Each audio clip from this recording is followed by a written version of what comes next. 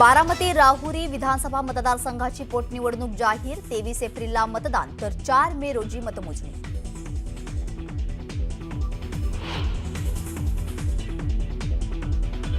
बारामतीची पोटनिवडणूक बिनविरोध होण्याची शक्यता। सुनेत्रा पवारांविरोधात शरद पवारांची राष्ट्रवादी उमेदवार देणार नाही, सूत्रांची न्यूज 18 मराठीला माहिती।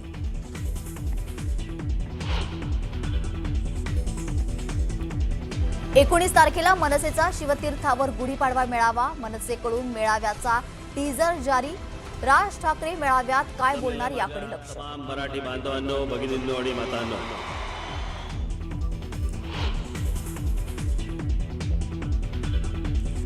यवतमाळमध्ये तरुणाचं अपहरण करणाऱ्या टोळीला जमावाचा चोप। लहान मुलं पळवून नेणारी टोळी समजून जबर मारहाण।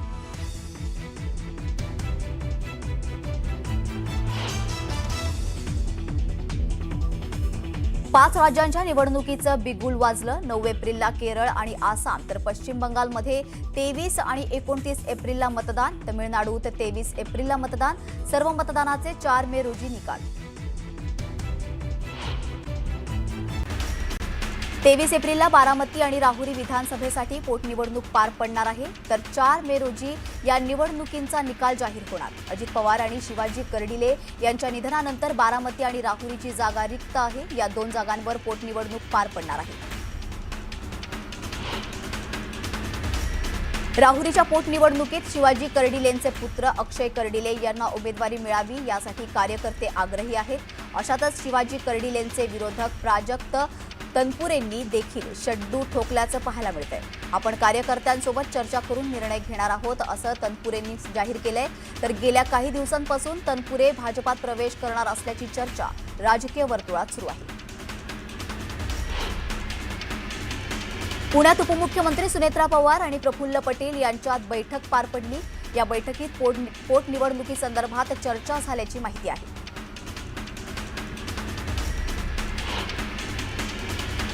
बारामती राहुरीची पोटनिवडणूक बिनविरोध व्हावी अशी इच्छा मुख्यमंत्री देवेंद्र फडणवीसांनी व्यक्त केली आहे। मात्र पोटनिवडणूक लादल्यास आम्ही लढायला तयार आहोत, असंही विधान मुख्यमंत्री देवेंद्र फडणवीसांनी केलं। राष्ट्रवादी काँग्रेस पक्षाकडून सुनेत्रा पवार विधानसभेच्या उमेदवार असण्याची शक्यता आहे। यामुळे शरद पवारांचा पक्ष बारामती पोटनिवडणूक लढणार नसल्याची माहिती न्यूज 18 मराठीला सूत्रांनी दिली आहे। पक्षांतर्गत बैठकीत निवडणूक न लढण्याचा निर्णय झाल्याची वरिष्ठ सूत्रांनी माहिती दिली आहे। 5 राज्यांच्या विधानसभा निवडणुकीचं बिगुल वाजलंय। केरळ, आसाम, तमिळनाडू, पश्चिम बंगाल आणि पुडुच्चेरी या 5 राज्यांमध्ये विधानसभेची निवडणूक पार पडणार आहे, तर 5ही राज्यांच्या निवडणुकीचा निकाल 4 मे रोजी लागणार आहे। पश्चिम बंगाल या राज्यात 2 टप्प्यात निवडणूक पार पडणार आहे। 23 आणि 29 एप्रिलला पश्चिम बंगालमध्ये निवडणूक पार पडणार आहे, तर 4 मे रोजी निवडणुकीचा निकाल लागणार आहे। केरळ आणि आसाम या राज्यांमध्ये 9 एप्रिलला मतदान पार पडणार आहे। केरळमध्ये एकाच टप्प्यात निवडणूक पार पडणार असून आसाममध्येही एकाच टप्प्यात निवडणूक होईल। पुडुच्चेरी या राज्याची निवडणूकही एकाच टप्प्यात होणार आहे। 9 एप्रिल रोजी मतदान पार पडणार असून 4 मे रोजी निकाल जाहीर होणार आहे।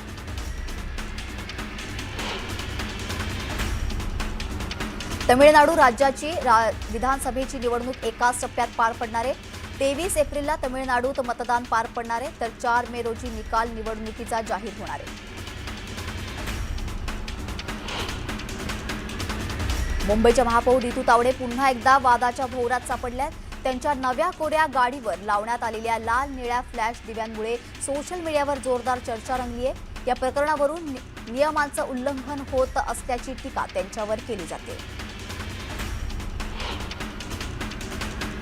19 तारखेला मनसेचा शिवतीर्थावर गुढीपाडवा मेळावा पार पडणार आहे। मनसेकडून मेळाव्याचा टीजर जारी करण्यात आलाय। दरम्यान राज ठाकरे मेळाव्यात काय बोलणार याकडे सर्वांचंच लक्ष आहे। मराठी बांधवांनो, भगिनींनो आणि मातांनो, सिंधुदुर्ग जिल्हा परिषदेला अखेर लोकशाही पद्धतीनं निवडून आलेला नवा अध्यक्ष मिळणार आहे। 22 फेब्रुवारी 2000 पासून जिल्हा परिषदेवर येत्या 16 मार्चला अध्यक्ष आणि उपाध्यक्षासाठी खेडतील नागाव आणि खारी गावांतील असंख्य कार्यकर्त्यांनी सेनेत प्रवेश केलाय. शिवसेना नेते आणि गृहराज्य रमेश कदम यांच्या उपस्थितीत हा पक्ष प्रवेश. आंतरराष्ट्रीय विमानतळाला लोकनेते दिबा पाटील यांचं नाव लवकरात लवकर दिले जाणार असल्याची माहिती खासदार याबाबतचा प्रस्ताव केंद्रीय मंत्री किंजरापू यांनी दिली आहे. त्यांनी खासदार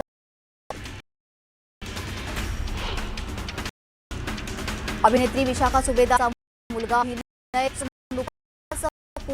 भारतात सुखरूप मुख्यमंत्री एकनाथ शिंदे ठाण्यात निवासस्थानी जाऊन भेट घेतली आहे. यावेळी एकनाथ शिंदेंचे आभार मानले.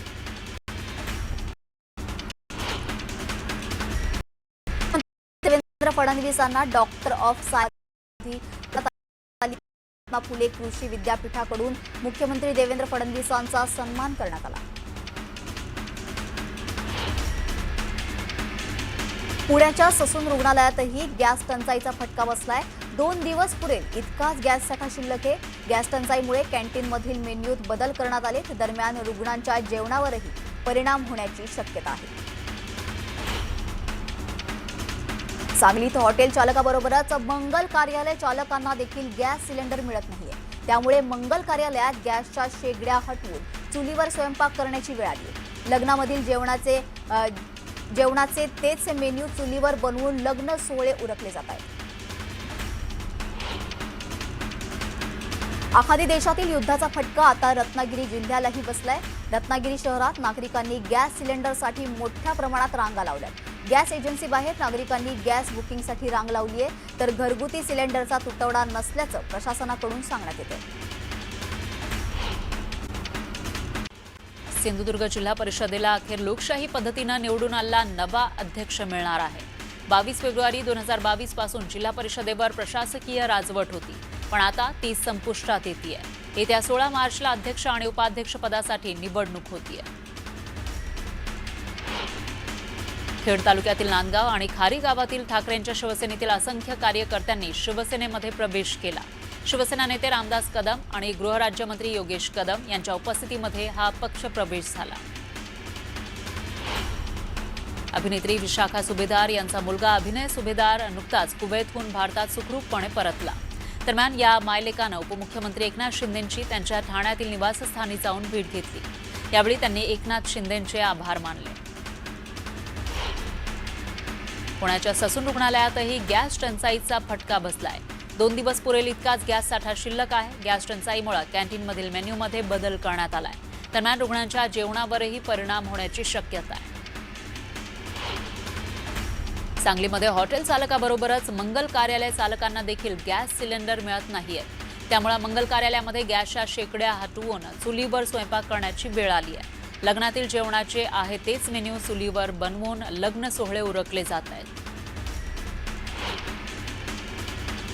आखाती देशातील युद्धाचा फटका आता रत्नागिरी जिल्ह्यालाही बसलाय. रत्नागिरी शहरात नागरिकांनी गॅस सिलेंडरसाठी मोठ्या प्रमाणात रांगा लावल्या. गॅस एजन्सी बाहेर नागरिकांनी गॅस बुकिंगसाठी रांग लावली. तर घरगुती सिलेंडरचा तुटवडा नसल्याचं प्रशासनानं सांगितलंय. कच्च्या तेलाच्या किमती वाढल्यानं शेतीसाठी लागणाऱ्या विविध सिंचन साहित्याच्या दरात मोठी वाढ झाली आहे. कच्चे तेल रिफायनरी करताना त्यामधून निघणाऱ्या घटकातून सिंचनाच्या पाईपची निर्मिती होते. या कच्च्या मालाचा पुरवठा थांबल्यानं तुषार सिंचन, ठिबक सिंचन, संच, पीव्हीसी पाईप, मोटार पंप तसंच मोटार पंप केबल यांच्या किमतीमध्ये तब्बल 35 ते 40% वाढ झाली आहे. बाटलीबंद पाण्यासाठी लागणाऱ्या प्लास्टिक बॉटल तयार करणाऱ्या कच्च्या मालावरही परिणाम झालाय. रिफायनरीज बंद असल्यामुळे त्याचा परिणाम पुरवठ्यावर झाला. प्लास्टिकच्या दरात मोठी वाढ झाली आहे. याचा फटका बाटलीबंद पाणी पुरवणाऱ्या उद्योजकांना बसतोय. सिंधुदुर्गात हॉटेल व्यवसायाला फटका बसलाय. गॅसचा तुटवडा निर्माण झाल्यानं अनेक लहान मोठे हॉटेल्स अडचणीत सापडले. मात्र या संकटावरही कोकणातील व्यावसायिकांनी वेगळा मार्ग शोधलाय. कुडाळमधील हॉटेल व्यावसायिकांनी पारंपरिक चुलीवरच्या जेवणाचा पर्याय स्वीकारलाय. सांगली जिल्ह्यातील भिवघाटमधील हॉटेल विशालच्या चालकांनी आपल्याकडील सर्व सिलेंडर साठा संपण्या अगोदरच चुलीवर स्वयंपाक सुरू केला. जे पदार्थ चुलीवर बनवणे शक्य आहे ते चुलीवर आणि जे पदार्थ गॅसवर बनवले जातात त्यासाठीच केवळ गॅस सिलेंडरचा वापर होतोय.